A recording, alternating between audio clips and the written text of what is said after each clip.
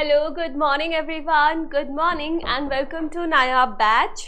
फटाफट से सारे बच्चे अपने कैमरा को ऑन कर लो, माइक को अनम्यूट कर लो और फटाफट से सारे बच्चे चैट सेक्शन में एक्टिव हो जाओ जल्दी। आशु,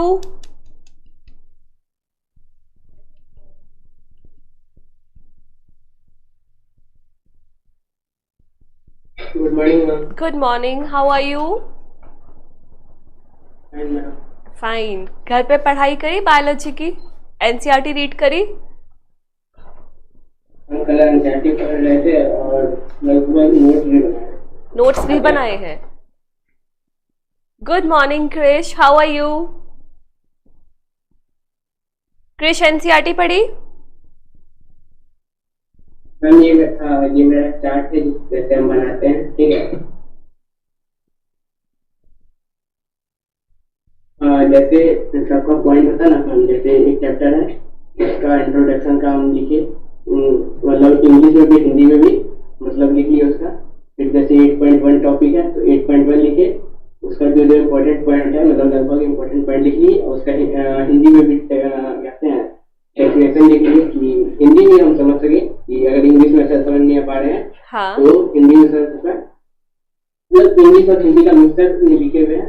ओके, वेरी गुड। और जैसे डायग्राम आता है ना तो डायग्राम लेवल कर लिए यहाँ पे। डायमेंशन भी वही बना ली होंगी डायग्राम में ही, लेंथ ब्रेथ हाइट वगैरह? नहीं मैम, वो हम अलग से पॉइंट नीचे लिख लिए कि इतना माइक्रोमीटर का होता है। हाँ। कैसे वायरस का फिर।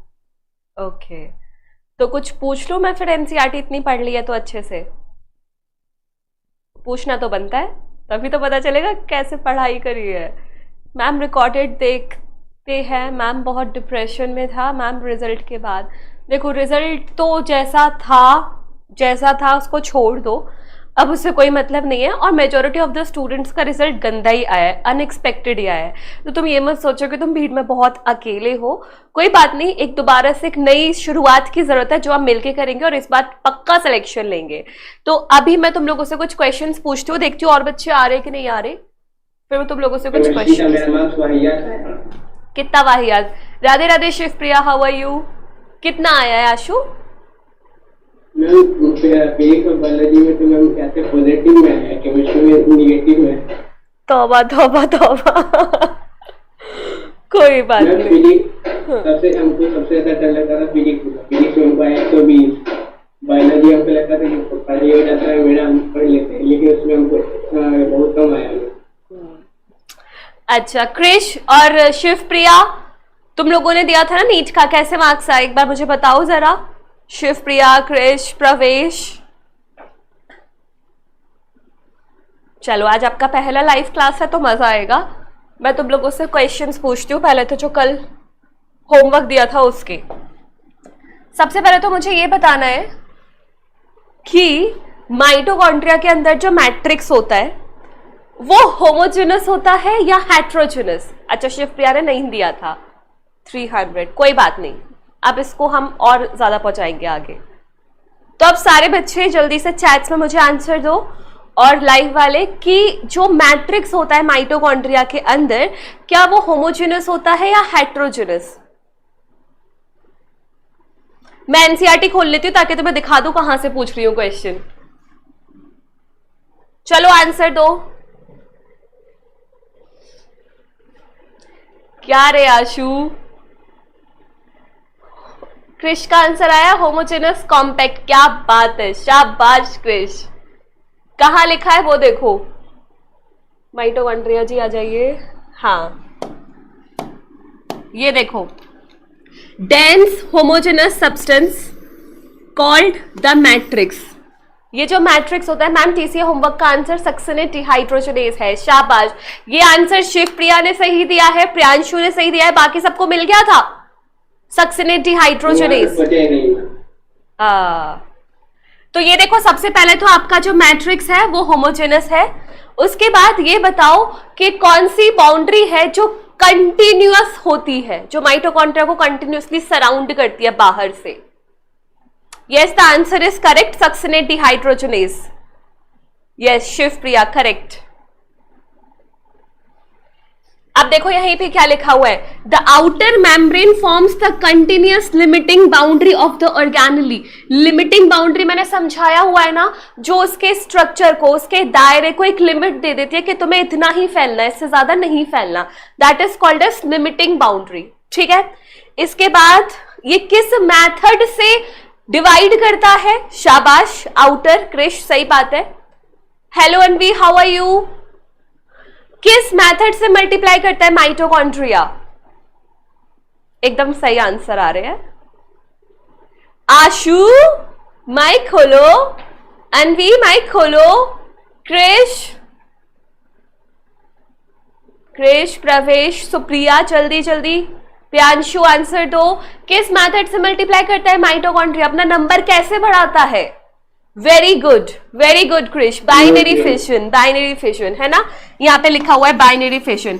अब लास्ट क्वेश्चन माइटोकॉन्ड्रिया से ये है मेरा, वेरी गुड शिवप्रिया, कि इसके मैट्रिक्स में कितने डीएनए होते हैं? माइटोकॉन्ड्रिया के मैट्रिक्स में कितने डीएनए होते हैं? एकदम सही आंसर दे रहे हो। हाँ, सिंगल सर्कुलर डीएनए। कभी नंबर आ जाए तो याद रखना कि डीएनए केवल एक होता है, आरएनए मल्टीपल हो सकते हैं। हेलो अनवी, कैसे हो बच्चे? नाइस प्रियांशु, सही आंसर है। फाइन, तबीयत ठीक है? Yes ma'am. पीछे के क्लासेस कवर कर लिए? हाँ। चलो तो अब सब इस क्वेश्चन का आंसर दो। बिल्कुल, एक डीएनए है। Golgi body is concerned with respiration, secretion, excretion, digestion.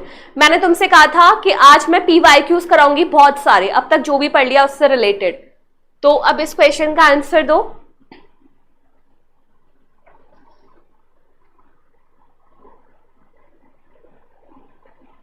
Golgi body क्या कराती है? Respiration, secretion, excretion, digestion.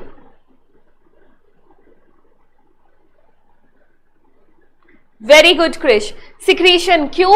आपको पता है ना, गोल्जी बॉडी से ऐसे वेसिकल्स बनते थे जिनको या तो सेल के अंदर ही ट्रांसपोर्ट कर दिया जाता था या सेल के बाहर ट्रांसपोर्ट कर दिया जाता था। गुड, शिवप्रिया का भी सही है, प्रियांशु का भी सही है, correct. Next question, what is the primary reason mitochondria are difficult to observe under a microscope without specific staining? क्या रीजन हो सकता है कि बिना स्टेनिंग के आप माइक्रोस्कोप के अंदर उसको देख ही नहीं सकते माइटोकॉन्ड्रिया को? What should be the reason?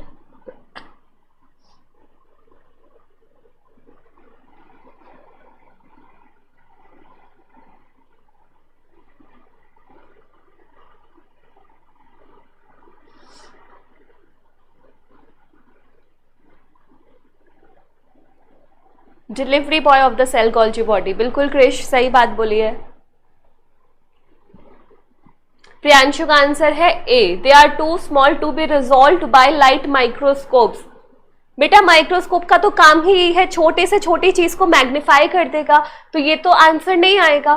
वो बोल रहा है माइक्रोस्कोप में देख लोगे लेकिन आपको स्टेन डालना जरूरी है, कलर डालना जरूरी है।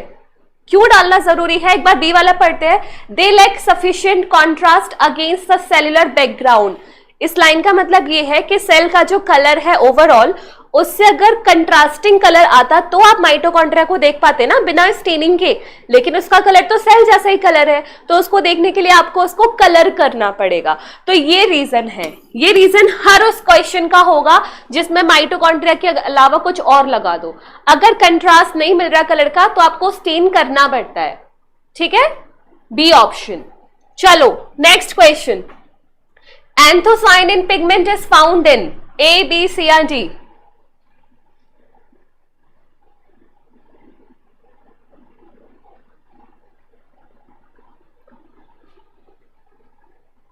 कोई रिवीजन नहीं किया है? कहां मिलता है एंथोसायनिन? कोई बात नहीं, गलती करोगे सीखोगे, ऐसे ही चलता है, कोई बात नहीं, सॉरी मत बोलो, बस सीखो। कहां मिलेगा एंथोसायनिन पिगमेंट? तुम लोग माइक अनम्यूट करके बोलो और तुम लोग जल्दी जल्दी टाइप करके बोलो। क्या मैं तुम्हें ये सब पढ़ा रही हूं? ये पढ़ा रही हूं मैं तुम्हें? हे भगवान, एक दिन के लिए छोड़ गया तो ये तो सब भूल जाते हैं। साइटोप्लाज्म, शर्म के मारे कैमरा क्या ऑफ कर रहा है? कैमरा खोल भैया। कुछ याद आ रहा है? 24-48 घंटे पहले ही मैंने तुम्हें पढ़ाया था एंथोसायनिन पिगमेंट वैक्यूल में मिलता है। मैम वैक्यूल तो ऑप्शन ही नहीं है, यहीं पे बात फंसी ना। क्रिश का सही आंसर है भैया। वैक्यूल में क्या होता है? सैप। सैप क्या था? Water with dissolved solute. मतलब थोड़ा सा घुमा के तो तुम पूरा ही घूमने को तैयार हो। सेल सैप सही आंसर है। इतना भी सीधा सीधा हलवा बना के नहीं दिया जाएगा, हद हो गई। चलो, which component of mitochondrial matrix is least likely to be directly involved in protein synthesis? बिल्कुल, शिवप्रिया का भी सही है, प्रियांशु का भी सही है, क्रिश का भी सही है। वेरी गुड, शाबाश। Cell sap. क्रिश, टोनोप्लास्ट उसकी मेम्ब्रेन का नाम है, वैक्यूल की। इस क्वेश्चन का आंसर बताओ। Least likely to be involved.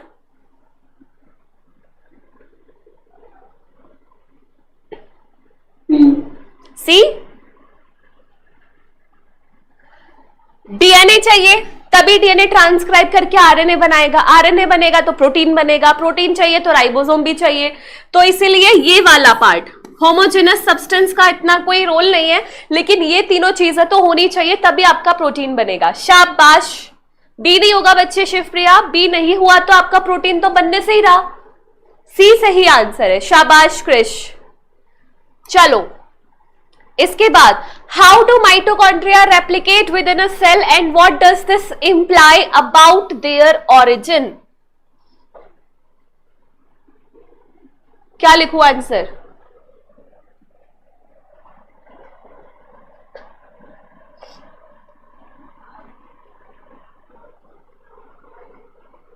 हाँ क्रिश, यही सेंट्रल डॉगमा होता है। इसका क्या आंसर लिखूं?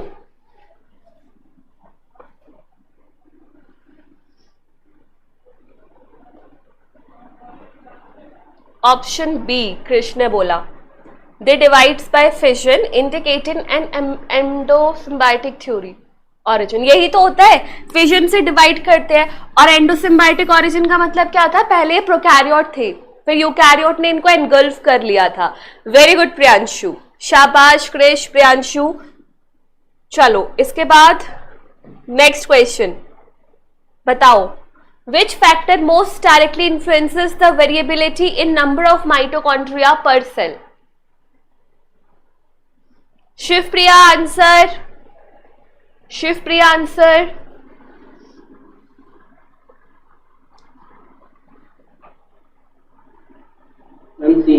सी, सेल साइज एंड शेप। मेरे को पानी दे दो चुल्लू भर, मुझे इस चुल्लू भर पानी में डूब जाना है आज। ये क्या हरकत है? क्वेश्चन क्या बोल रहा है? Which factor most directly influence the variability in number of mitochondria per cell? कौन सा फैक्टर है जिसकी वजह से पर सेल माइटोकॉन्ड्रिया का नंबर डिफरेंट होता है? तो आंसर आ रहा है सेल का size and shape, which is absolutely wrong. Krish का आ रहा है बी और प्रियांशु का आ रहा है ए। बी सही है। बताया था ना, फंक्शन, आप कितना फंक्शन करवाना चाह रहे हो, कितनी एनर्जी चाहिए, उसके हिसाब से माइटोकॉन्ड्रिया का नंबर ज्यादा आएगा। फिजियोलॉजिकल एक्टिविटी, ये देखो तुमने खाक एनसीईआरटी पढ़ी है, यहां आ जाओ एनसीईआरटी पे, इधर आओ।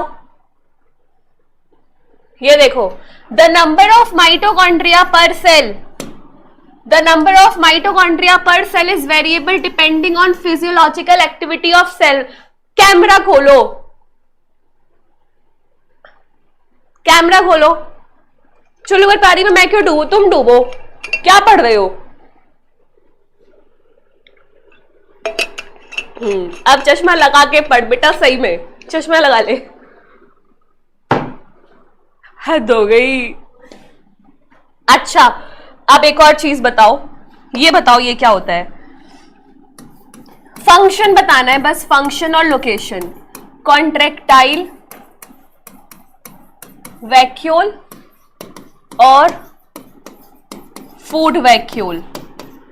एनसीईआरटी पढ़ने का होमवर्क दिया था, एनसीईआरटी पढ़िए तो मुझे आंसर भी चाहिए कि कॉन्ट्रैक्टाइल वैक्यूल पहली बात होती किस में है और इसका काम क्या होता है। Location and function. कौन बताएगा? कौन? कॉन्ट्रैक्टाइल वैक्यूल एमोएबा में होता है और उसका एक्सक्रीशन का काम होता है। बाकी कृष, प्रियांशु, शिवप्रिया, अनवी, इतना सही है कि आपकी कॉन्ट्रैक्टाइल वैक्यूल होती है इन अमीबा, और इसका काम केवल एक्सक्रीशन नहीं होता, जहां जहां एक्सक्रीशन होता है वहां वहां ऑस्मोरेगुलेशन अपने आप ही हो जाता है। ऑस्मोरेगुलेशन मतलब ऑस्मोलैरिटी का रेगुलेशन, सॉल्यूट सॉल्वेंट का रेगुलेशन। तो आप जब एक्सक्रीट कर रहे हो तो सॉल्यूट और सॉल्वेंट ही तो एक्सक्रीट हो रहे हैं, तो वो रेगुलेट भी हो रहे हैं साथ साथ। तो यहां क्या हो जाएगा इसका function? Excretion plus osmo regulation. अब फूड वैक्यूल कहां मिलता है और इसका फंक्शन क्या है? प्रोटिस्टा। प्रोटिस्टा में मिलता है। फूड वैक्यूल का काम होता है फूड को इंगल्फ करना। फूड को एनगल्फ करना या फूड को डाइजेस्ट करना?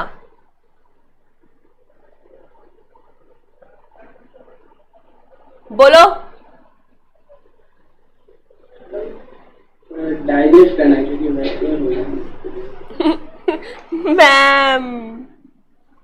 मैम रुक जाओ। इंगल्फिंग ही होता है ना, इंगल्फिंग होता है ना, कहते दिया हुआ।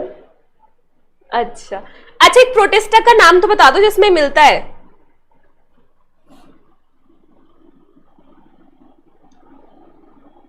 अब है ना, यहाँ पे ध्यान से सुनना जो मैं बोल रही हूं, ध्यान से सुनना। यहाँ लिखा है in amoeba contractile vacuole is important for osmoregulation and excretion. Osmoregulation का मतलब समझ में आना चाहिए, सॉल्यूट और सॉल्वेंट का ये रेगुलेशन कराता है। इसके आगे क्या लिखा हुआ है? In many cell as in protist food vacuoles are formed by engulfing the food particle. क्या इस लाइन का मतलब ये निकल के आ रहा है कि ये एनगल्फ करने में हेल्प करते हैं, या इस लाइन का मतलब ये निकल के आ रहा है कि एनगल्फ करने के बाद बनते हैं? Paramecium is the correct answer. बाद बनता है। आप फूड को एनगल्फ कर रहे हो तब फूड वैक्यूल बन रहा है, लेकिन फूड वैक्यूल याद करो कल की क्लास में बताया था, लाइसोसोम के साथ फ्यूज होकर डाइजेशन कराता है। तो फूड वैक्यूल बनता है एनगल्फिंग के बाद, लेकिन काम होता है इसका डाइजेशन। इस चीज को मार्क कर लो, ये बनता है एनगल्फिंग के बाद, लेकिन इसका काम होता है डाइजेशन। इसका एग्जाम्पल हो गया प्रोटिस्टा, और कृष्ण ने सही बोला है आपका पैरामीशियम। अब इंपॉर्टेंट क्या है? फॉर्म्ड बाय एनगल्फिंग फूड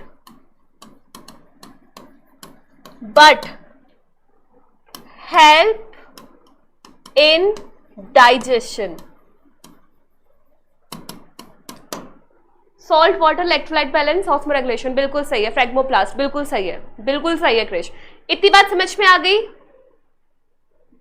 ये समझ में आया फूड वैक्यूल या नहीं? चलो अभी मुझे बता दो, जो मैंने तुम्हें पढ़ाया है लास्ट क्लास तक, वहां पे कोई डाउट है? अगर नहीं है तो अब तुम अगले ही सेकंड में PYQ स्टार्ट करने वाले हो, जिसमें मुझे कम से कम एक इंसान को 67 है टोटल अभी तक, तो उसमें से तुम्हें गलत करने की छूट है केवल 4। ठीक है? अगर 4 से ज्यादा गलत किए तुम लोगों ने तो पिटोगे। 4 लाइफ लाइन है तुम्हारे पास। तो अब मैं स्टार्ट करती हूं। सबसे पहले ये वाला क्वेश्चन, एकदम स्पीड में आंसर चाहिए, एकदम स्पीड में। अ प्रोटोप्लास्ट इज, चलो चैट्स में शिवप्रिया, प्रियांशु, क्रिश, राइबोसोम अभी मैंने पढ़ाया ही नहीं है, मैं पढ़ाऊंगी तो कंफ्यूजन क्लियर हो जाएगा।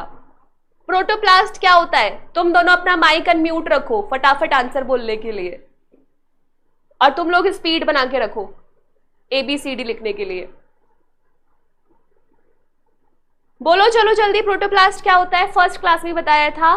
क्रिश का आंसर आया है C। शाबाश। आप प्लांट सेल में से सेल वॉल हटा देते थे तभी तो प्रोटोप्लास्ट बनता था ना।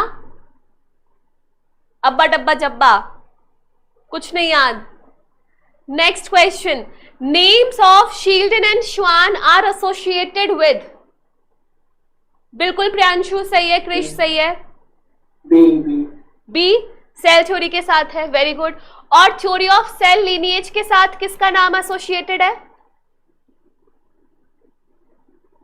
वर्को, है ना अनवी? यस, वन का नाम। Virchow. Cell lineage, cell arises from pre existing life, pre existing cell. इसके बाद next, which is correct about cell theory in view of current status. तुम पढ़ लो पूरी लाइन अच्छे से और फिर मुझे तसल्ली से आंसर दो। कृष बच्चे आप एक ही बार लिख दो, ऑप्शन मैं पढ़ लूंगी। 1993 में आया था।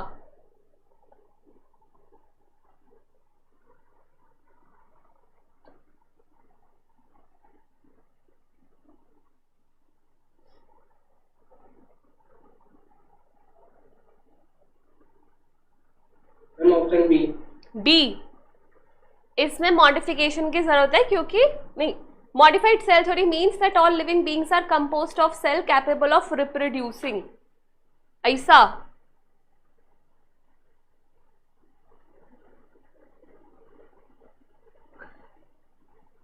अच्छा, ये बोल रहे हैं कि क्या सही है। It needs modification due to discovery of sub cellular structure. आप भले कितने भी ऑर्गेनेली डिस्कवर कर दो, लेकिन वो तो बेसिक यही बोल रही थी ना कि सेल की बनी हुई है सबकी बॉडी, तो उसको कोई मॉडिफिकेशन की सी आ रहा है। चलो, बी बोल रहा है modified cell theory means that all living beings are composed of cell capable of reproducing. पहली बात तो रिप्रोडक्शन के बारे में सेल थ्योरी ने कुछ नहीं बोला, है ना।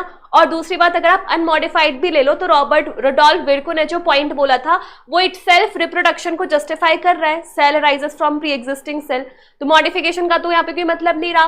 तीसरा बोल रहा है सेल थ्योरी अच्छी नहीं है क्योंकि सारे लिविंग ऑर्गेनिज्म जैसे कि वायरस, इनके पास तो सेलुलर ऑर्गेनाइजेशन है ही नहीं। वो तो बोल ही रही है सेल से बना है, सेल से बना है, सेल से बना है। वायरस तो सेल से बना ही नहीं है, तो आपका यही तो सही जाएगा ना, C option.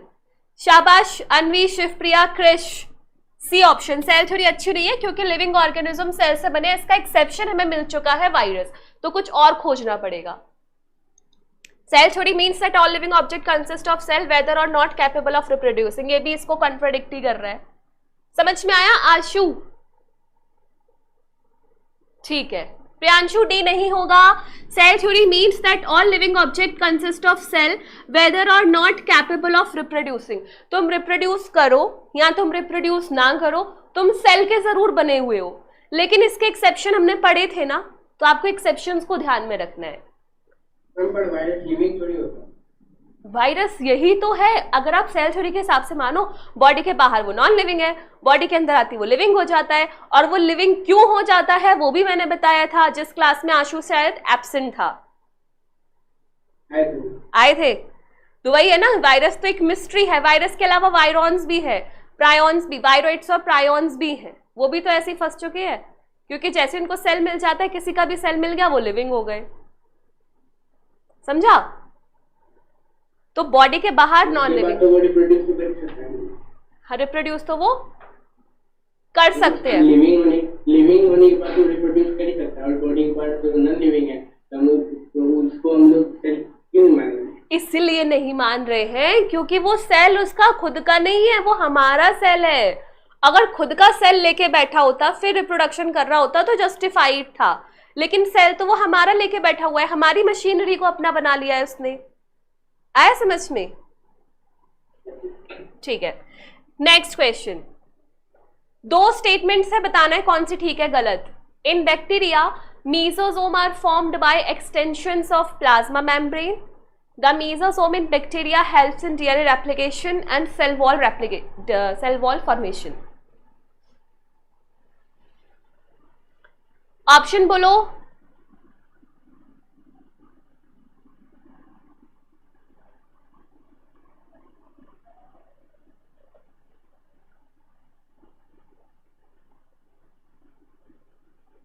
Shivpriya, Krish, Priyanshu, option B. B क्या है? बोथ स्टेटमेंट्स आर करेक्ट, एकदम सही। दोनों स्टेटमेंट्स करेक्ट है, कोई एक्सेप्शन नहीं है। एक्सटेंशन भी है और दोनों फंक्शंस वो कराती भी है mesosome. Correct, very good Priyanshu. Option 1 और ऑप्शन 2 तो दोनों सेम ही है। Both statement 1 and 2 are correct, both statement 1 and 2 are correct. हाँ ठीक है, ये भी सही है, लेकिन मतलब तो समझ गए ना, दोनों स्टेटमेंट सही है, बाकी इसमें कुछ गड़बड़ी होगी। स्टेटमेंट 1 इज करेक्ट, ये होगा statement 1 is incorrect, statement 2 is correct. वो एक टाइपिंग एरर है, बट आप समझ गए कि ये भी सही है और ये भी सही है। अच्छा दिमाग लगाया आशु। चलो अगला क्वेश्चन, यहाँ पे बायोलॉजिकल क्लासिफिकेशन भी थोड़ा सा मिक्स्ड है, बताओ। हाँ प्रियांशु, क्रिश, ए और बी दोनों जा सकते हैं उस क्वेश्चन में क्योंकि दोनों सेम लिखे हुए हैं।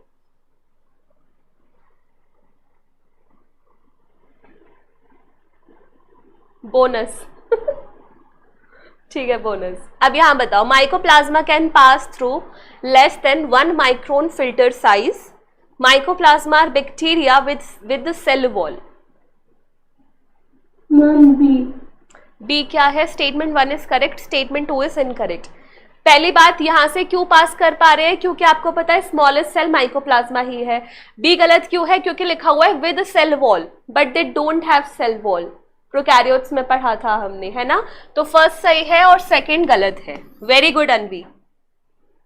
Next question, inclusion bodies of blue, green, purple and green photosynthetic bacterias are, क्या है इसमें से सही?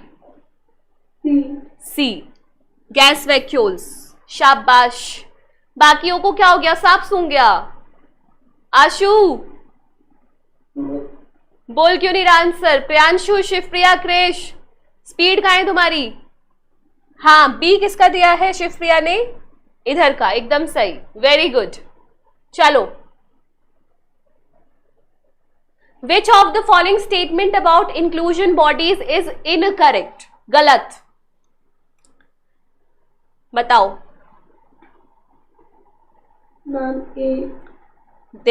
These are involved in ingestion of food particle। कभी इंजेशन में पार्टिसिपेट नहीं करती, बस रिजर्व्ड फूड मटेरियल होती है। तो A statement is wrong. Very good. Shivpriya, I think chat slow चल रही है। तुम्हारा सी पिछले वाले क्वेश्चन का आ रहा है अभी।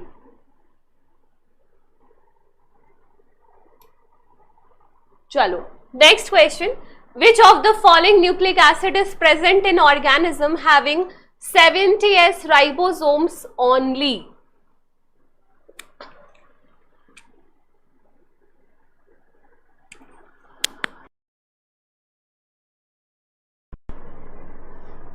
बताओ।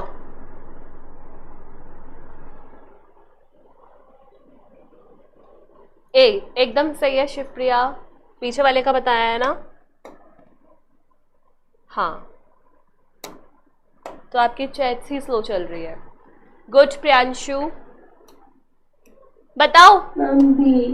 बी, क्योंकि ओनली वर्ड लगा के इन्होंने बता दिया कि हम केवल प्रोकैरियोट्स की बात कर रहे हैं, और प्रोकैरियोट्स के अंदर क्या होता है?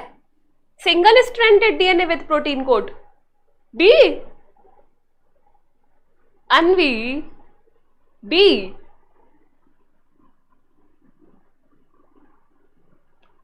Double stranded circular DNA with histone, गलत, ये यूकैरियोट्स में होता है। सिंगल स्ट्रैंडेड डीएनए, गलत, ये वायरस की बात है। Double stranded circular naked DNA, ये सही है, सी जाएगा। डीएनए डबल स्ट्रैंडेड होता है लेकिन नेक्ड रहता है क्योंकि साइटोप्लाज्म में रहता है। ए कैसे होगा प्रियांशु?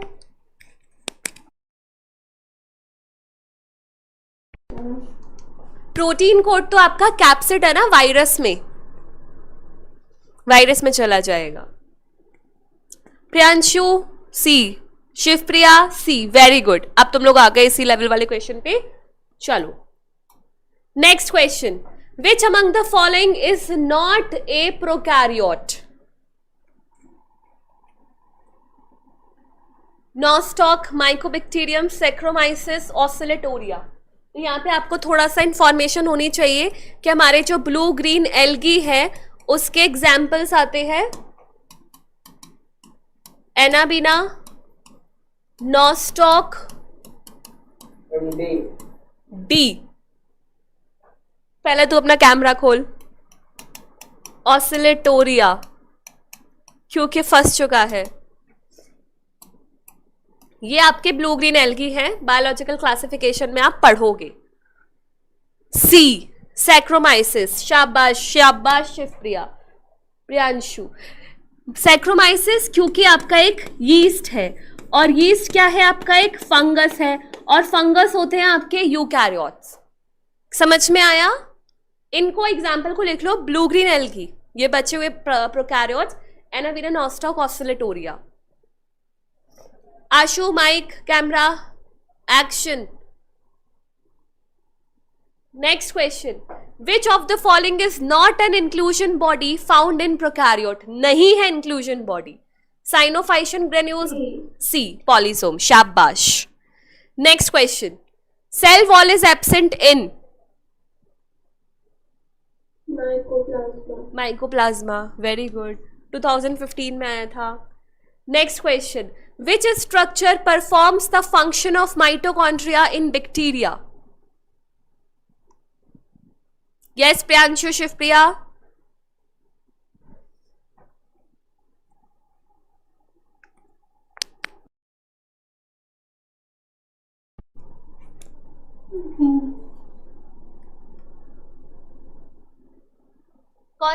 कौन सा स्ट्रक्चर है जो माइटोकॉन्ड्रिया का फंक्शन परफॉर्म करता है बैक्टीरिया में? मैम बी, राइबोसोम, है ना? मैं बहुत मारने वाली हूँ, मुझे समझ नहीं आता कि घर पे जाके तुम लोग पन्ने भी नहीं पलटते हो. आशु, प्रियांशु, शिवप्रिया, अनवी, माइटोकॉन्ड्रिया क्या करता है पहले ये बता. हाँ, बोल बोल. मैम एनर्जी सप्लाई करता है. एनर्जी बनाता है, लेकिन राइबोसोम तो प्रोटीन बनाता है. मीजोसोम थे, रेस्पिरेटरी एंजाइम्स अटैच थी इसके साथ. रेस्पिरेटरी एंजाइम्स अटैच रेस्पिरेशन में हेल्प करता है. तो ये मैंने पहले भी बताया था कि पावर हाउस प्रोकैरियोट्स में मीजोसोम है, पावर हाउस यूकैरियोट्स में माइटोकॉन्ड्रिया है. बताई हुई चीजें गलत करोगे तो बहुत दिल दुखेगा. Next question. Term glycocalyx is used for. हाँ शिवप्रिया, एटीपी बनाता है, इसलिए उसका आंसर क्या जाएगा? मीजोसोम. प्रियांशु सही है, मीजोसोम. ग्लाइकोकैलिक्स क्या होता है?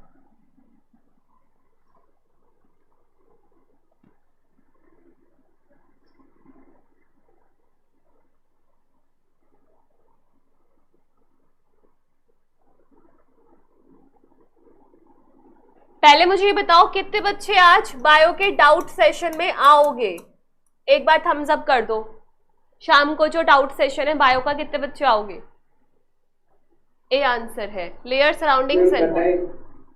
पता ही नहीं कैसे डाउट सेशन वेट करते हैं. सही में एक काम करूंगी, फिर टेक टीम के थ्रू मैं आपको कॉल करवा दूंगी, आप अटेंड करें. आप करना चाहते हो ना अटेंड?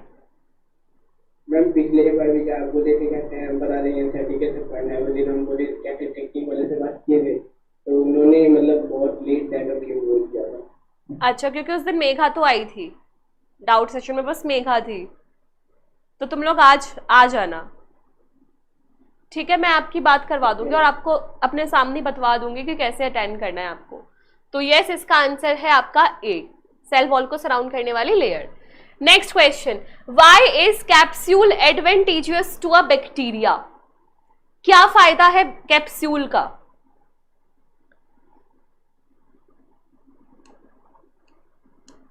ए, बी, सी या डी?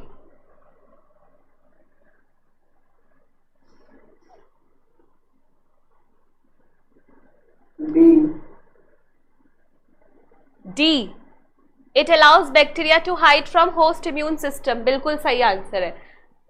आप चैट्स वाले हो तो आप मुझसे डाउट्स क्यों नहीं पूछते हो चैट्स में? मैं बताने से मना थोड़ी ना करूंगी प्रियांशु, ठीक है? कैप्सूल आपको पता है वायरुलेंट नेचर का होता है, तो यही है जो आपके बैक्टीरिया को छुपाता भी है हमारे इम्यून सिस्टम से, उसको प्रोटेक्शन देता है. Next question. Which of the following does not differ in E coli and क्लेमाइडोमोनाज? क्या है जो डिफरेंट नहीं होता? शिवप्रिया बच्चे, डी आएगा. वेरी गुड, सही है, डिफरेंट नहीं होता.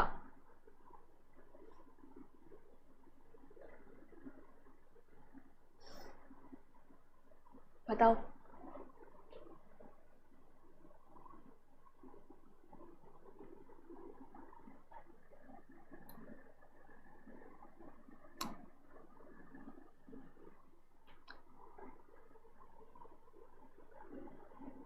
Option B. Option C. C, B chromosomal organisation या सेल मेम्ब्रेन, ऐसे बोलिए, बी और डी मेरे को सेम लगता है।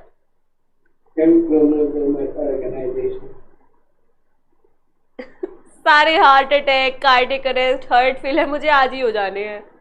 प्रियांशु बोल रहा है पूछता तो हूँ मैम, डाउट्स है ही नहीं जब से आपसे पढ़ने लगे, जब आपसे आप पढ़ाने लगे हो। Thank you so much Priyanshu. तो इसका सही आंसर बता दो वरना आज सही में मेरी धक धक धक धक टैंग बोल जानी। आशु पहले तो अपना माइक खोल ले और कैमरा खोल ले। इस क्वेश्चन का सही आंसर बताओ। सही आंसर बताने वाले का मैं यहाँ पे नाम लिखूंगी। हो सकता है कि आशु ने भी सही आंसर दिया हो, बट तुम लोग बताओ कि सही आंसर क्या है। D Shivpriya, D. Anvi, D. चलो, तो इस क्वेश्चन का सही आंसर है प्रियांशु, शिवप्रिया, अन्वी, यही स्पेलिंग है। हाँ बेटा आशु। अच्छा, क्रोमोसोमल ऑर्गेनाइजेशन आंसर क्यों नहीं है? क्योंकि प्रोकैरियोट्स में क्या बोले? मैं बोल रही हूँ क्रोमोसोमल ऑर्गेनाइजेशन आंसर क्यों नहीं है, क्योंकि प्रोकैरियोट्स में मैंने आपको बताया था ना कि आपके क्रोमोसोम्स लूप्स की फॉर्म में अरेंज्ड हैं और उनको लूप में लाने वाला प्रोटीन हिस्टोन है। यूकैरियोट्स में आपकी हायर लेवल पैकेजिंग है क्रोमोसोम की फॉर्म में, जिसमें आपके हिस्टोन और नॉन हिस्टोन क्रोमोसोमल प्रोटीन है। तो कैसे सेम हो गई? ई कोलाई एक प्रोकैरियोट है, क्लेमाइडोमोनास एक यूकैरियोट है। आपके अलग अलग चैप्टर्स को रिलेट करके क्वेश्चन आता है। अगर आपको यही नहीं पता ये दोनों प्रोकैरियोट है यूकैरियोट, तो आप नहीं बता पाओगे। यहाँ का सही आंसर है डी। और डी क्यों? क्योंकि सेल मेम्ब्रेन प्रोटीन और लिपिड की बनी है और सेल मेम्ब्रेन इनकी सेलेक्टिवली परमिएबल नेचर की भी होती है। That's why D answer is correct. चलो, तुम्हें पीवाईक्यूज करके मजा आ रहा है या फिर डिप्रेशन हो रहा है? मुझे ये बताओ। पीवाईक्यूज करके मजा आ रहा है या डिप्रेशन हो रहा है? समझ आ रहा है तो अच्छा लग रहा है। समझ आया तो अच्छा लग रहा है। अच्छा, बाकी बच्चे देखो मेरी बात सुन लो। इस हफ्ते संडे को तुम्हारा टेस्ट है, वीकली टेस्ट, तुम्हें पता होगा।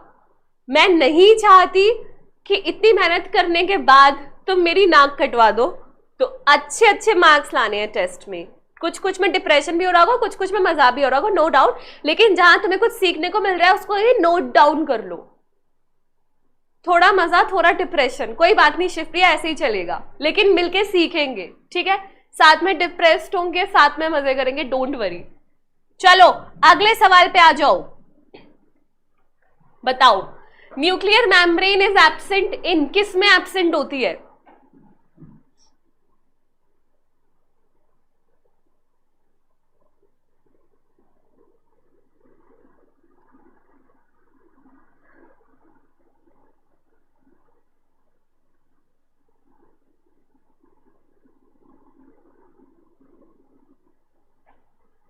इतना आंसर लगता है, इतना टाइम लगता ही नहीं। अगर मैंने जो पीछे कहा था नोट कर लो, वो नोट किया होता तो।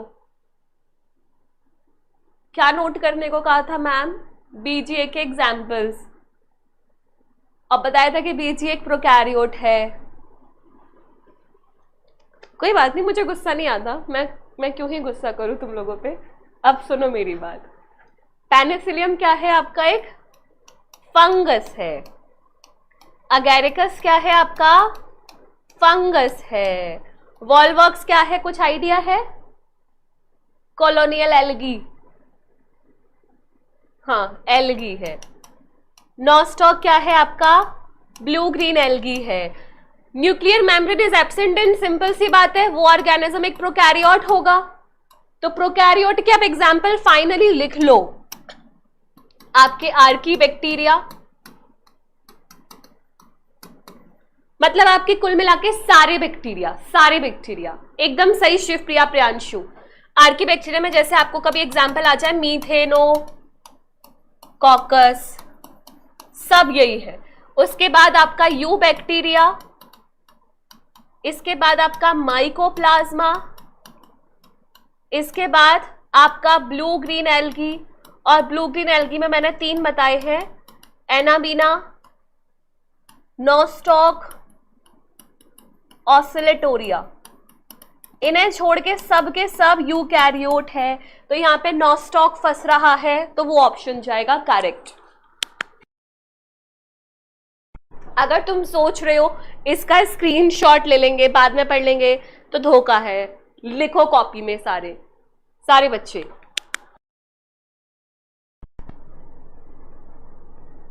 समझ में आया? प्रोकैरियोट्स के एग्जाम्पल तुम्हें याद रखने हैं। चलो अगला सवाल करते हैं। Chromosome in a bacterial cell can be 13 नहीं है ये, इसका मतलब है कैन बी 1 और 3, 1 या 3 हो सकते हैं। एंड अच्छा क्वेश्चन है, 2003 में आया था भले ही। एंड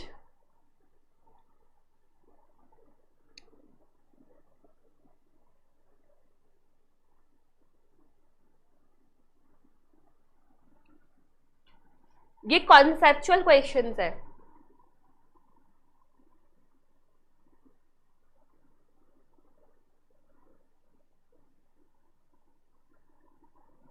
शिवप्रिया, प्रियांशु, क्रिश, बताओ जल्दी क्या आंसर आना चाहिए। अनवी, आशु,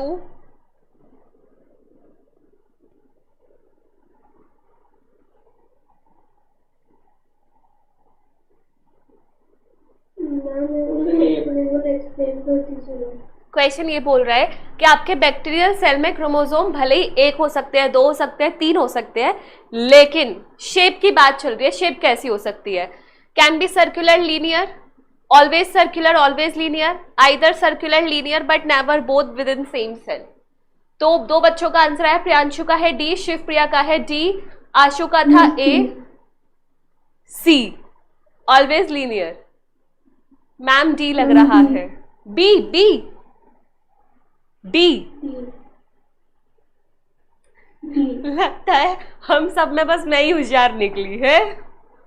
कितनी बार बोला था प्रोकैरियोट्स का क्रोमोसोम, प्रोकैरियोट्स का डीएनए गोल गोल गोल गोल गोल गोल, लीनियर नहीं है। लीनियर हो ही नहीं सकता, सीधा नहीं होगा, हमेशा सर्कुलर होगा, ऑलवेज सर्कुलर।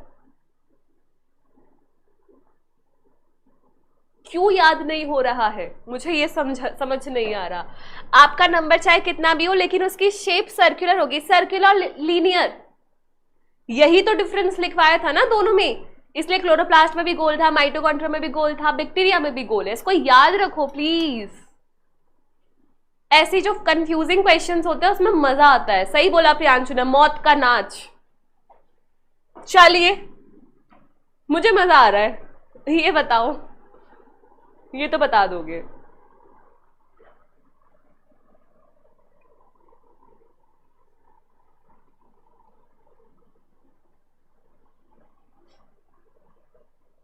ये पूरा नहीं है, बताओ।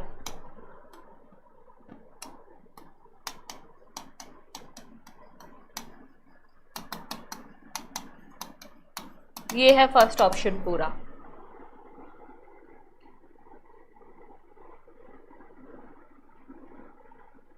शिवप्रिया। तो मैं ऐसे एक एक PYQ पकड़ के कोई नहीं सिखाने वाला, तो करो अच्छे से, मेहनत करो, जी जान लगा के मेहनत करो, आराम से धीरे धीरे सीखो, कोई दिक्कत की बात नहीं है। हाँ जी बच्चों, तो गोल्जी बॉडी तो ये फॉर्म करेगा, उसके अलावा मैम हमने पढ़ा नहीं है तो हमें याद भी नहीं है ना। चलो ले भैया, तुम्हारी कोई गलती नहीं है इसमें, ऑप्शन से अधूरे अधूरे है। Site for active RNA synthesis for storing nutrients, organization like cartwheel। अब करना, मैंने पूरे कर दिए, अब करना।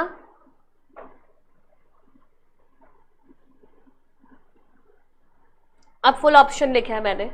ऑप्शन सी होगा। ऑप्शन सी, सी बोले तो A का 3, ठीक है। ओके, B का 4 गलत हो गया। अब ये देखते हैं, A का 3, B का 2 बिल्कुल सही है, सी का 4 बिल्कुल सही है, डी का 1 बिल्कुल सही है। शाबाश अनवी, ए सही है। कोई बात नहीं, कोई बात नहीं, अब समझ में आ रहा होगा कि क्यों कहाँ गलती छूट रही है। नहीं बच्चे, शिवप्रिया सी नहीं जाएगा क्योंकि आपका सेंट्रियोल कार्टव्हील जैसा होता है और आपका जो न्यूक्लियोलस है वो आरआरएनए बनाता है। चलो ये क्वेश्चन तुमसे गलत हुआ, मैं माफ कर दूंगी क्योंकि मैंने पढ़ाया नहीं है, और वैसे भी मैंने जो पढ़ाया उसमें तुमने कौन सा मेरा नाम रोशन कर दिया, बट कोई बात नहीं, तुम्हें माफी दे दी मैंने। चलो नेक्स्ट क्वेश्चन, ये बता दो 2024 में ही आया है 3241। हाँ जी शिवप्रिया, इसका आंसर बताओ। चाहे कल को यहाँ क्लोरोप्लास्ट लिख दे, चाहे कल को यहाँ माइटोकॉन्ड्रिया लिख दे, चाहे कल को या कोई प्रोकैरियोट का नाम लिख दे, आंसर सेम होने वाला है।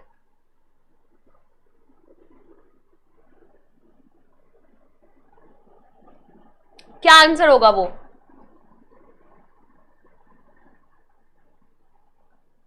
ए।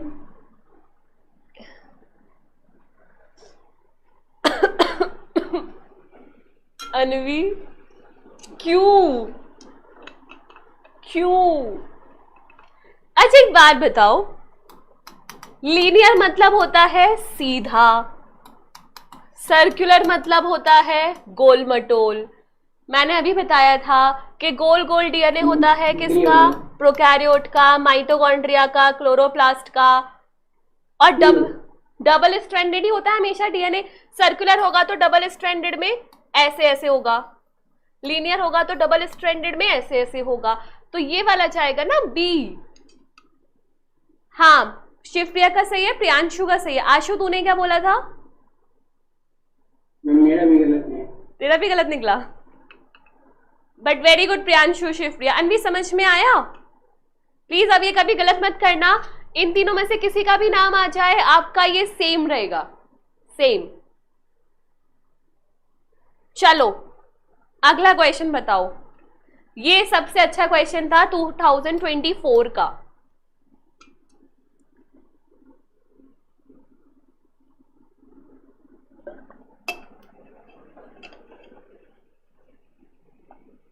बताओ।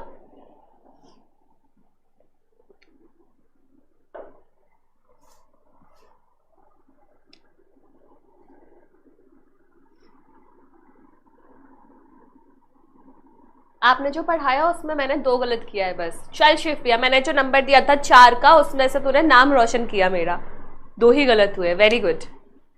अब ये बताओ,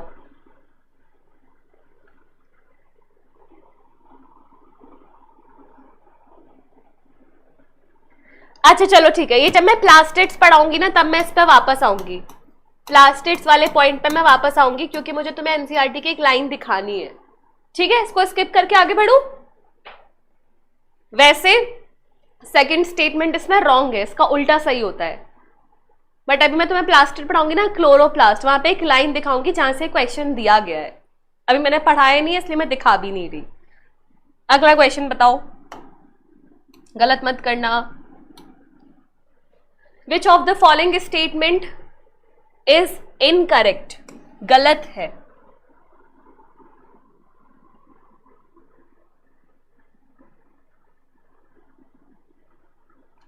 SCR is devoid of ribosome. Prokaryotes on the RER is present. SCR is the site of lipid synthesis. बताओ। C। अच्छा पिछले वाले क्वेश्चन का आंसर दिया होगा ये C। ठीक है प्रियांशु, उस वाले क्वेश्चन को अभी मैं स्किप कर रही हूं। यहां पे यहां का आंसर है बी। अच्छा बाकी बच्चे, शिवप्रिया का भी बी। ठीक है, आशु, अनवी बी। आशु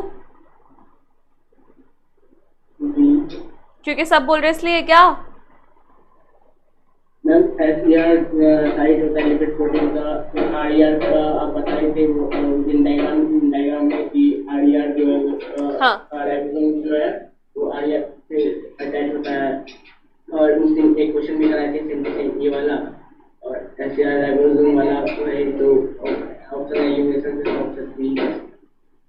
ओके अनवी एक बात बता मुझे, अनवी, शिव प्रिया, प्रियांशु, आशु, सब ये बात बताओ, मैंने तुम्हें एक बार एक बात बताई थी, जब कभी ओनली, ऑलवेज, एक्सक्लूसिवली वर्ड आता है तो वो गलत होता है।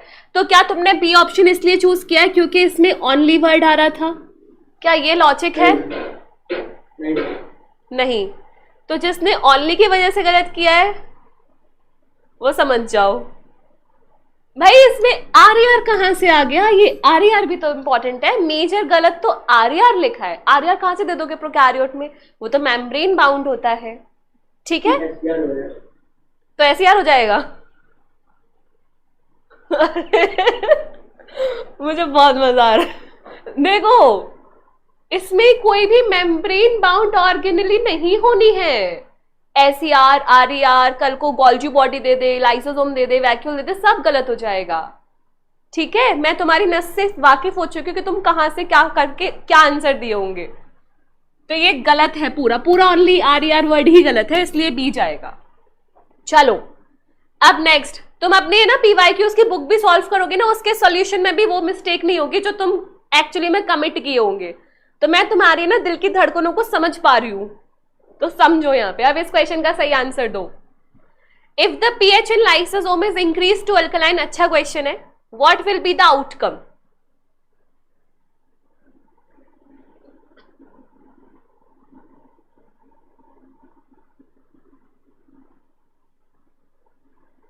क्या आउटकम होगा?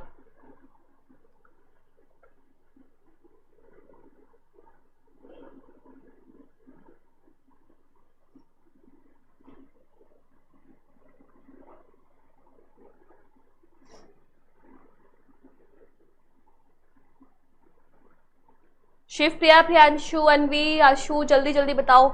अगर आपने उसको अल्कलाइन बना दिया, बेसिक बना दिया, तो क्या आ जाएगी दिक्कत?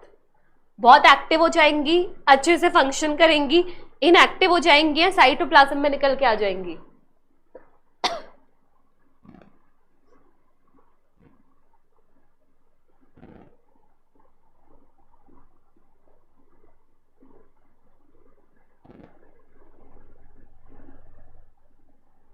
तुम लोगों को मुझसे डर लग रहा है कि मैं हट जाती हूँ, आराम से पढ़ लो क्वेश्चन, ऐसा कुछ नहीं है कि मेरी शक्ल देख के कहीं आंसर निकल ना पा रहा हो। बताओ लाइसोसोम का पीएच कैसा होता है, एसिडिक या अल्कलाइन?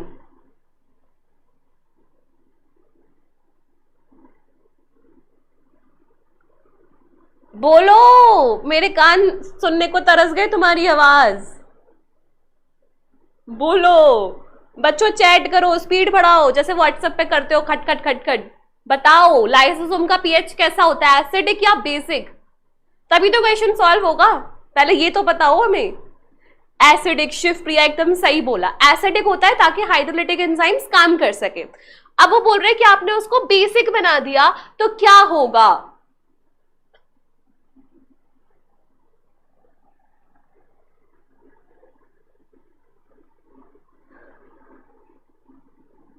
सी। हाँ, जिसके लिए एसिडिक बनाया था वही नहीं है तो वो इनएक्टिव तो हो ही जाएंगी। तुम्हें एसिडिक इसलिए चाहिए था ताकि हम एक्टिवली काम कर सके। अब तुमने बेसिक बना दिया तो वो इनएक्टिव हो जाएंगी, काम ही नहीं कर पाएंगी। C option correct, very good. चलो नेक्स्ट क्वेश्चन करो, 2022 में ही आया था। ये तो बहुत सिंपल है, ये तो कतई गलत नहीं हो सकता। सही है शिवप्रिया, ये बिल्कुल गलत नहीं हो सकता।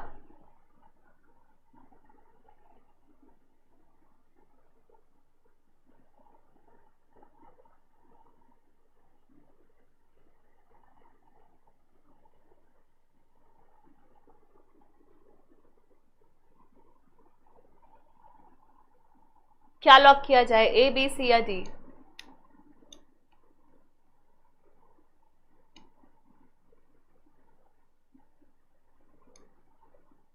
सी होगा, है ना?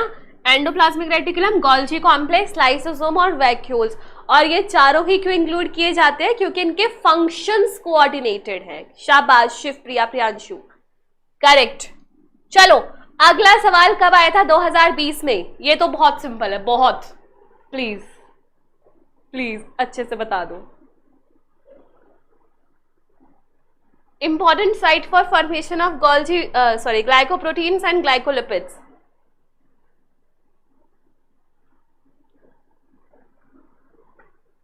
Peroxisome, Golgi body, polysomes, endoplasmic reticulum. ऐसा ही होता है, हमें थ्योरी समझ में आती है, टीचर पढ़ाते हैं यस मैम, ओके मैम, ये मैम, वो मैम, लेकिन क्वेश्चन नहीं बनते हैं. Golgi body सही है. आशु सही है क्या ये? क्या पता, जो भगवान कहे, जो आपको वो मान लेंगे. Golgi body करेक्ट आंसर है. वेरी गुड शिवप्रिया प्रियांशु, लिखवाया था स्टार मार्क करके. जितना तुक्का मारे वो सही हो जाएगा. तुक्का नहीं मारना है, पढ़ना है और पूछना है. चलो, which of the following cell organelle is present in highest number in secretory cells. मुझे सही आंसर और रीजन चाहिए. आंसर बताओ, रीजन बताओ और प्रायोरिटी ऑर्डर भी बताओ. ये तो चलो मैं बताऊंगी, मैं डिस्कस करूंगी. पहले आंसर और रीजन बताओ. जस्टिस फॉर यशु भाई. यशु भाई कौन है? कौन है प्रियांशु? चलो यहां का आंसर बताइए फटाफट.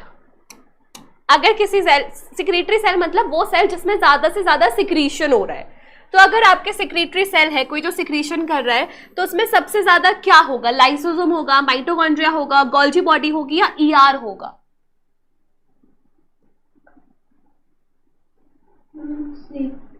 सी. Very good. गोल्जी कॉम्प्लेक्स, क्योंकि आपको पता है ना गोल्जी कॉम्प्लेक्स आपके वेसिकल्स बनाते थे. वाई वेसिकल्स या तो आपके सेल के अंदर यूज हो जाते थे या सेल के बाहर यूज हो जाते थे, इनसाइड और आउटसाइड सेल. आशु मुझे ऐसा क्यों लग रहा है कि तू यही आंसर सोच रहा था लेकिन बोला नहीं? हाँ मुझे पता था. हाँ प्रियांशु, गोल्जी कॉम्प्लेक्स. अब मैं यहाँ पे बोल रही हूँ, तुम्हारे पास ये क्वेश्चन मल्टीपल फॉर्म्स में आ सकता है. Very good Shivpriya. अब मेरी बात ध्यान से सुनो सारे बच्चे. अगर यहाँ पर गोल्जी कॉम्प्लेक्स नहीं होता तो तुम्हारा आंसर क्या होता? मतलब ऐसे क्वेश्चन में फर्स्ट प्रायोरिटी आपकी है गोल्जी बॉडी, लेकिन अगर गोल्जी बॉडी ना हो तो उसके अलावा आपकी सेकंड प्रायोरिटी क्या हो जाएगी? सेकंड प्रायोरिटी हाँ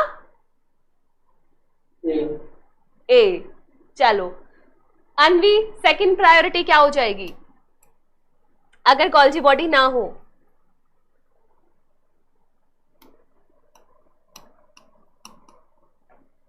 बताओ. मैं आंसर बताऊंगी विद रीजन बताऊंगी और तुम लोग चकमा खा जाओगे. अगर गोल्जी बॉडी नहीं है तो मुझे सेकंड प्रायोरिटी ऑर्डर पे क्या करना चाहिए, क्योंकि मल्टीपल टाइम्स ये क्वेश्चन भी पूछा गया है और इसमें गोल्जी बॉडी मेंशन नहीं है. शिवप्रिया प्रियांशु जल्दी बताओ. अनवी जल्दी बताओ. एक बच्चे का आंसर आ गया लाइसोसोम.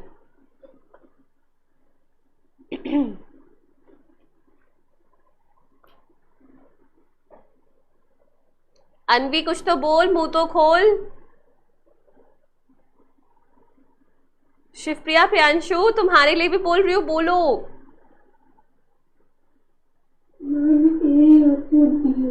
या तो ए होगा या डी होगा. हाँ अच्छा, लगता है मुझे बताना पड़ेगा. The second priority will be endoplasmic reticulum. अब सुनो रीजन. तुम्हें याद है मैंने तुम्हें एनसीईआरटी में ऐसी कुछ लाइन दिखाई थी कि ER is involved in synthesis and secretion. याद है word synthesis and secretion of protein, और अगर एसईआर भी ले लो तो लिपिड. तो it have a word secretion, है ना? तो लाइसोसोम सिक्रीशन नहीं करेगा, लाइसोसोम को तो फट जाना है बस. सिक्रीशन कराने के लिए गोल्जी बॉडी भी सिक्रीशन कर रहा है क्योंकि उसको बना बना के मिल रहा है ईआर से. तो secretion and synthesis and secretion की वजह से ईआर जाएगा.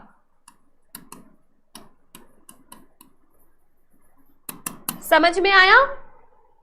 बट तुम लोगों के हाथ पैर पेन चल नहीं रहे हैं कुछ लिखने के लिए, या बाद में लिखोगे? ये क्वेश्चन वाला में जाएगा. क्या ये क्वेश्चन? अच्छा, वेरी गुड शिवप्रिया। चलो अगला क्वेश्चन करो। विच of the following events does not occur in RER 2018? ऐसा ईयर जहां से थोड़े से आउट ऑफ एनसीईआरटी क्वेश्चंस थे, तो ये अच्छा क्वेश्चन मैं मानती हूं। बताओ।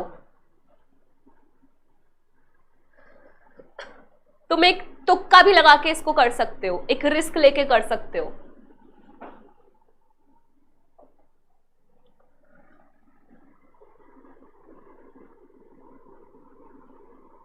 Option C.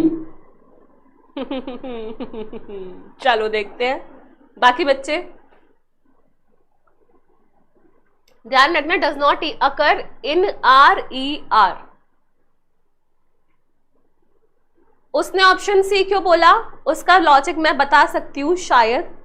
उसने ऑप्शन सी इसलिए बोला क्योंकि मैम ये जो वर्ड है ना, ये अब्बा डब्बा जब्बा हो रहा है, ये कभी सुना ही नहीं है, तो यही होगा।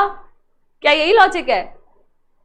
मैम प्रोटीन देखी थी, दो ऑप्शन ए ऑप्शन बी दोनों प्रोटीन फॉस्फोलिपिड का अल्फा टाइप, मतलब प्रोटीन का टाइप है। हाँ, फॉस्फोलिपिड प्रोटीन का टाइप हो गया। Ma'am life line call teacher. क्या प्रियांशु, मैं टीचर को बुलाऊं? ब्लैक लाइन होता है ना केबीसी पे कॉल वाला, तो हम अच्छा, तुमने अपनी सारी लाइफ लाइन दफन कर चुके हो। 4 गलत करने की गई थी, 4 का 4 गुना गलत कर दिया तुम लोगों ने। अब तुम देखो, अब तुम देखो, RER is related to protein. ये बात बच्चे बच्चे के दिमाग में क्लियर है। मैं बता रही हूँ, पहले तुक्का कैसे मारोगे।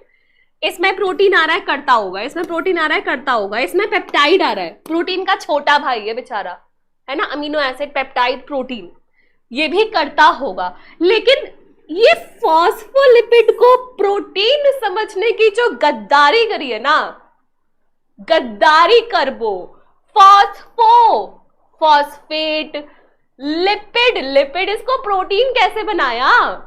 फॉस्फोलिपिड को प्रोटीन कैसे बनाया? आप एक्सपोज कर रहे हो हमें, मुझे मालूम है ना कि तुम क्या सोच रहे हो। तो डी ऑप्शन जाएगा, D option, D option. Phospholipid is not protein. Ashu, जैसे तुम लोग शक्ल छुपाते हैं, आशु वीडियो ऑफ कर देता है। वीडियो ऑन कर, मुझे शक्ल देखनी है तेरी। समझ में आया?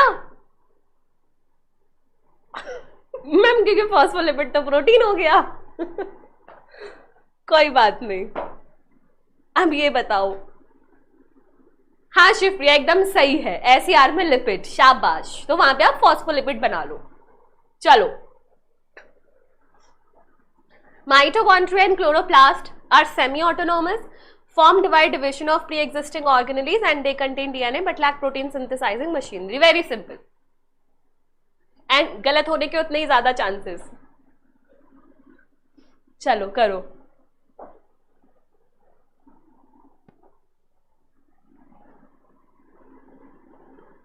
पूरा देख लो क्वेश्चन को अच्छे से।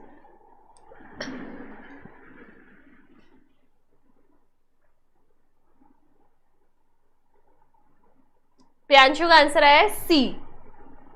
अच्छा, बाकी बच्चे? अच्छा, आशु का आंसर है फर्स्ट, शिवप्रिया का आंसर है सी। शाबाश, सी ऑप्शन सही है। क्योंकि फर्स्ट में ये देखो, but lack protein synthesising machinery, ये फॉल्स है। आप इनको सेमी ऑटोनॉमस इसलिए ही बोल रहे थे क्योंकि आधे प्रोटीन तो ये खुद बना ले रहे थे। क्यों बना रहे थे? क्योंकि इनके पास प्रोटीन सिंथेसाइजिंग मशीनरी थी, 70S राइबोसोम। तो कभी कभी क्या होता है, हम स्टेटमेंट को वैसे पढ़ते हैं जैसे हमारे दिमाग में छपी हुई है। उसने बट लैक को स्किप करके पूरा स्टेटमेंट सही पढ़ा होगा, लेकिन बट लैक में ही जमाल खोटा हो गया। समझ में आ रहा है कैसे गलती करते हो, गलतियां। तो यहां पे ये खत्म। चलो, nuclear envelope is a derivative of, ये अच्छा क्वेश्चन है।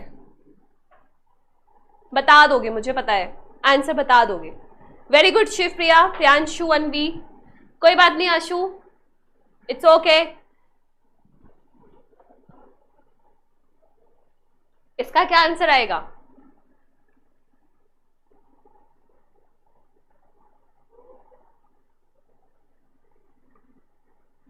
Yes Shivpriya, answer.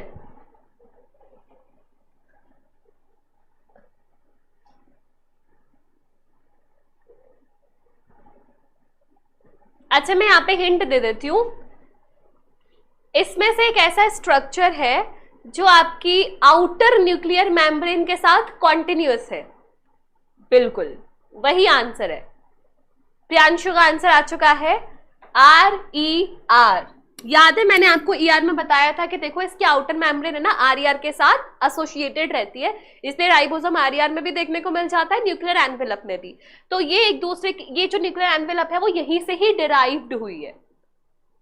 ठीक है, RER आएगा इसका आंसर। तो ये अच्छा क्वेश्चन मैं मानती हूँ, इसको लिख लेना कहीं पे, अपने नोट्स में डॉन कर लेना।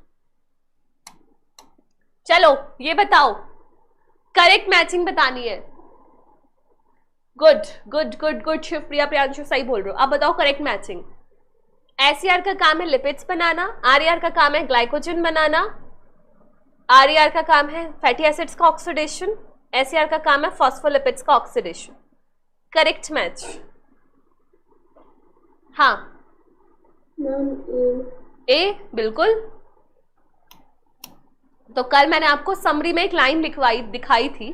गुड गुड गुड, ए सही आंसर है। समरी में लाइन लिखाई थी कि apart from making lipids and proteins, आपका एंडोप्लाज्मिक रेटिकुलम और भी चीजें बनाता है, जैसे कि ग्लाइकोजन था, है ना, और दूसरा क्या था,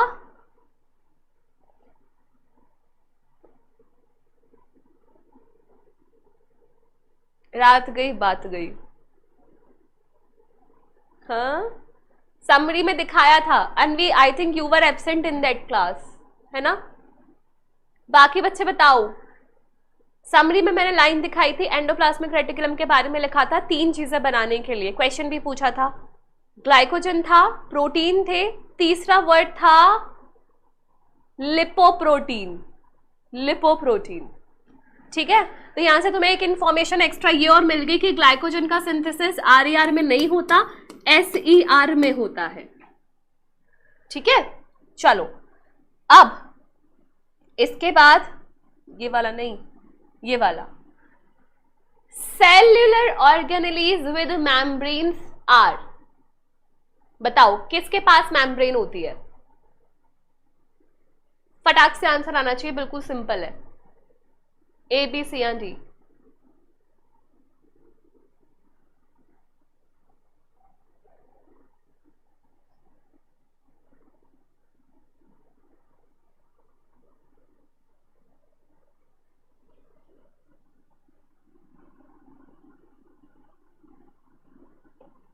प्रियांशु का आंसर आया है C।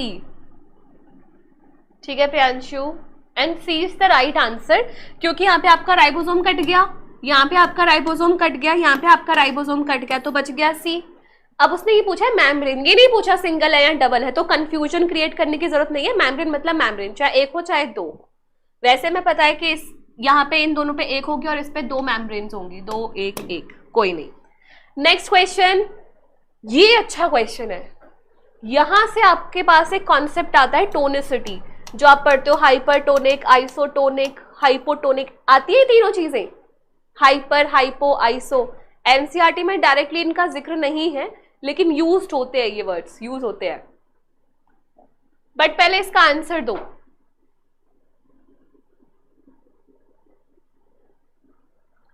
Osmotic expansion of a cell kept in water is chiefly regulated by, कौन रेगुलेट करता है?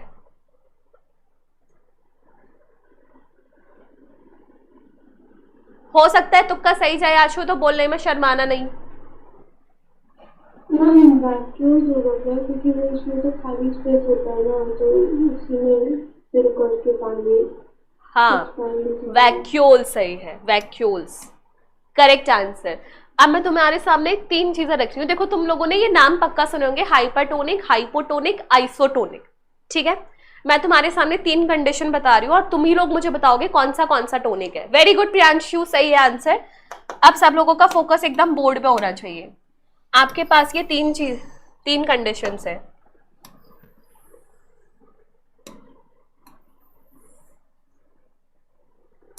अब यहां पर एक कंटेनर है, यहाँ पर एक कंटेनर है, यहाँ पर एक कंटेनर है। इस कंटेनर के अंदर है सेल, यहाँ भी सेल, यहाँ भी सेल, और इसके अंदर भी सॉल्यूट्स है, सेल के अंदर भी, और सेल के बाहर भी सॉल्यूट्स है।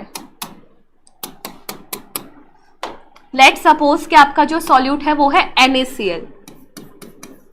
NaCl, तो NaCl सेल के अंदर है 5 ग्राम्स और सेल के बाहर है 5 किलोग्राम्स। यहाँ पे सेल के अंदर 5 ग्राम्स, सेल के बाहर 5 ग्राम्स, यहाँ सेल के अंदर 50 ग्राम और सेल के बाहर 5 ग्राम।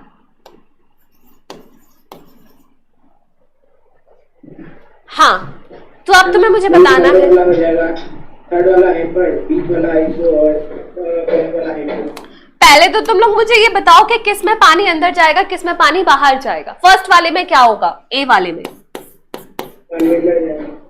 पानी अंदर जाएगा।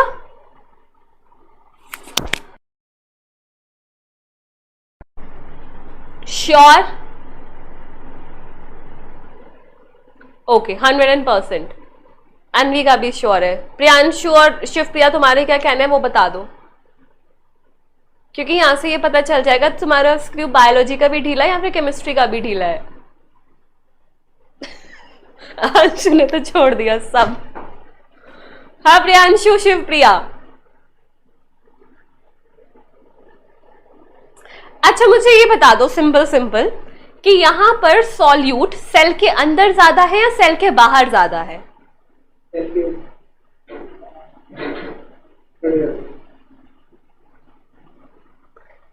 सेल के अंदर सॉल्यूट ज्यादा है, सेल के बाहर सॉल्यूट ज्यादा है?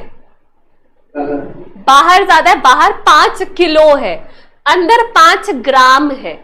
अब तुम्हें इतना तो पता है ना, तीनों का ढीला है। तुम्हें इतना तो पता है ना कि सॉल्यूट और सॉल्वेंट इनवर्सली प्रोपोर्शनल है। अगर आप सॉल्यूट ज्यादा बढ़ाओगे तो कम हो जाएगा सॉल्वेंट रिलेटिवली, सॉल्यूट कम होगा तो सॉल्वेंट रिलेटिवली ज्यादा हो जाएगा। यहां हमारा अपना यूनिवर्सल सॉल्वेंट लेके चल रहे हैं पानी, तो अगर बाहर सॉल्यूट ज्यादा है तो पानी कम होगा या ज्यादा होगा?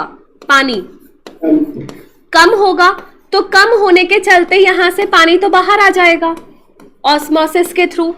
ऐसे ही तो होगा, अंदर से बाहर आएगा। तो आपका जो सेल है वो कर जाएगा श्रिंक, और इसे कहा जाता है हाइपरटोनिक, जहां पर हाइपर का मतलब होता है ज्यादा, टोनिक का मतलब होता है सॉल्यूट। तो जब आपके सेल के बाहर सॉल्यूट ज्यादा है तो उसे कहा जाता है हाइपरटोनिक, और ऐसी कंडीशन में सेल श्रिंक करेगा। अब नेक्स्ट कंडीशन में बताओ क्या होगा? आइसोटोनिक, अंदर बाहर सेम है, कांस्टेंट, तो this will be isotonic. Third condition,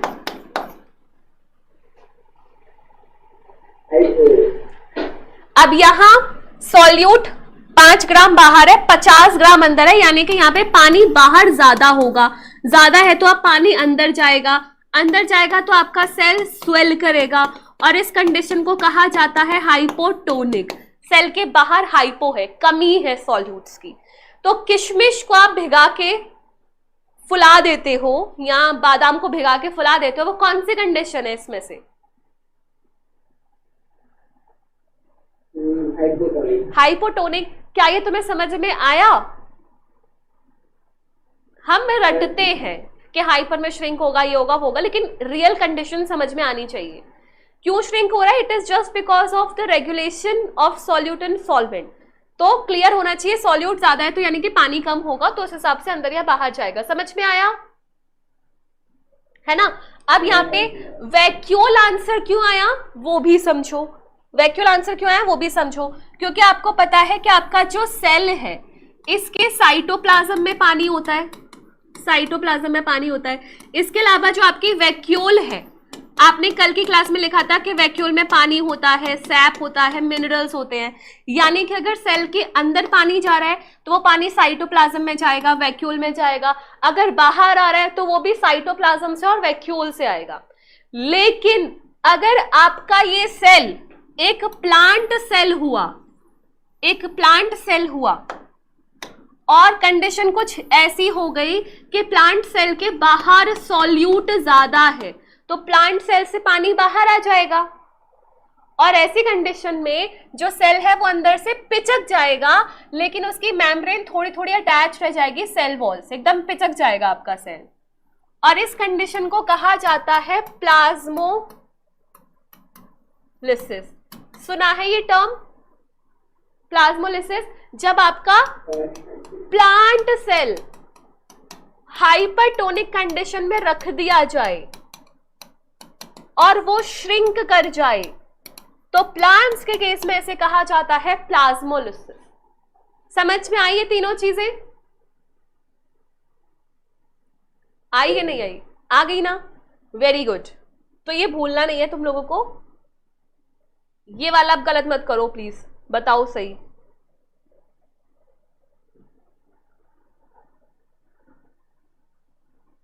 बताओ। बी। अब तो सही जाएगा। साइट ऑफ रेस्पिरेशन बैक्टीरिया में मीजोजोम और यूकैरियोट्स में माइटोकॉन्ड्रिया। Very good. ये बताओ, अच्छा क्वेश्चन है, इजी भी है।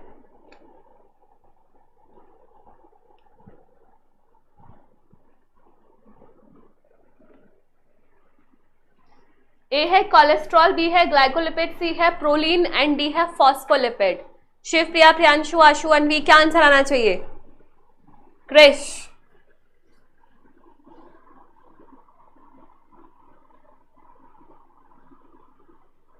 बोलो। क्या सेल मेम्ब्रेन में कोलेस्ट्रॉल था? नहीं था ना? जब तक आपने दिखाया था मैम तब तक था, अब हमें नहीं दिख रहा तो अब नहीं है।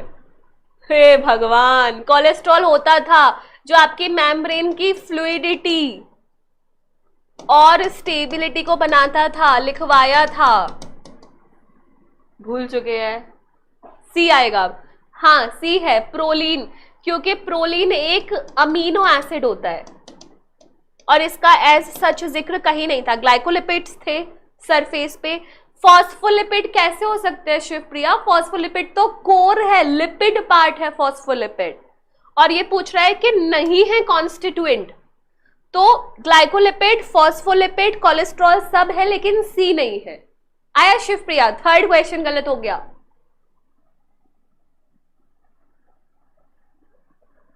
ये और बता दो, ये सही होना चाहिए। ये सही किया तो तुम्हारी अब तक की सारी गलतियां माफ। अगर ये गलत हुआ तो देख लेना, सोच समझ के आंसर। हाँ शिवप्रिया, अब इस क्वेश्चन को बताओ।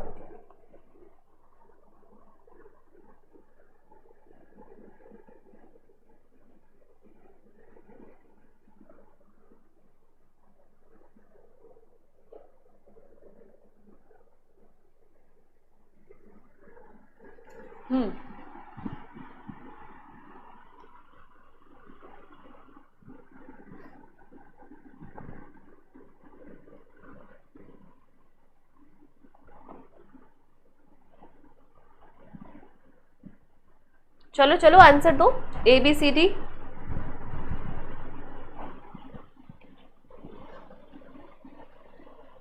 बी, प्रियांशु का आया है बी। चलो, और शिवप्रिया का क्या आ रहा है?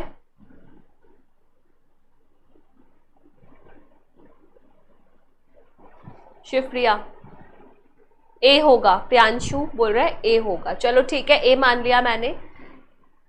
आशु का 1, अनवी और शिवप्रिया ए। शिवप्रिया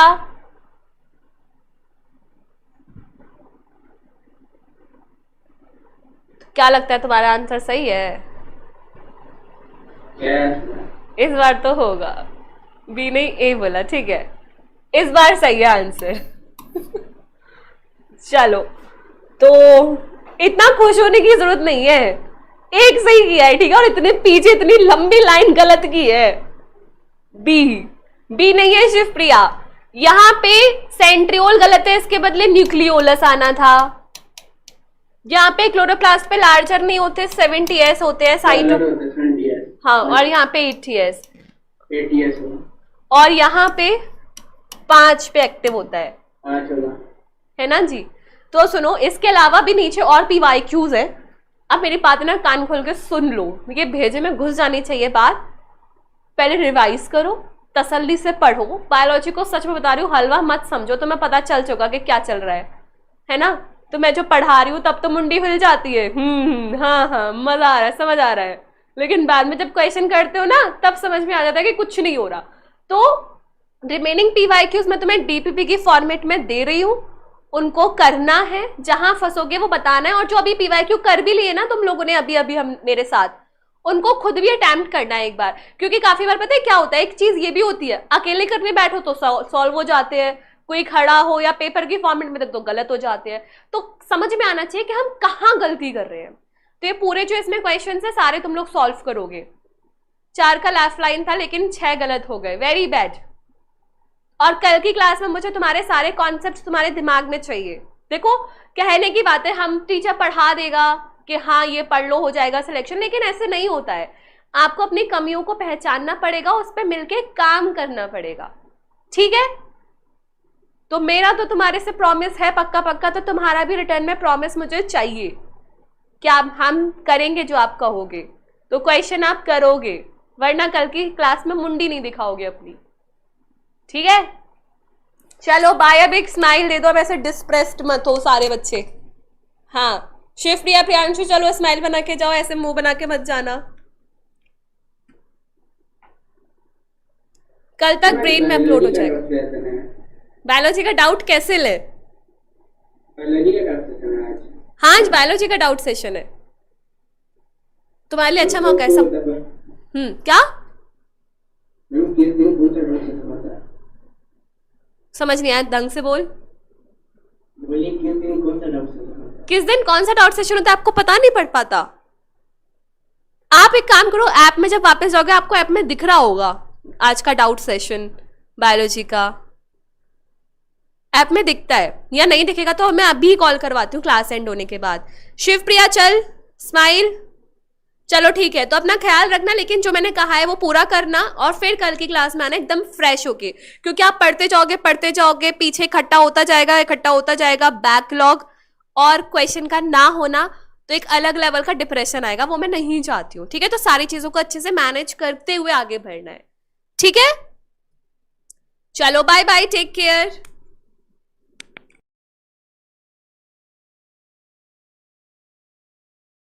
बाय।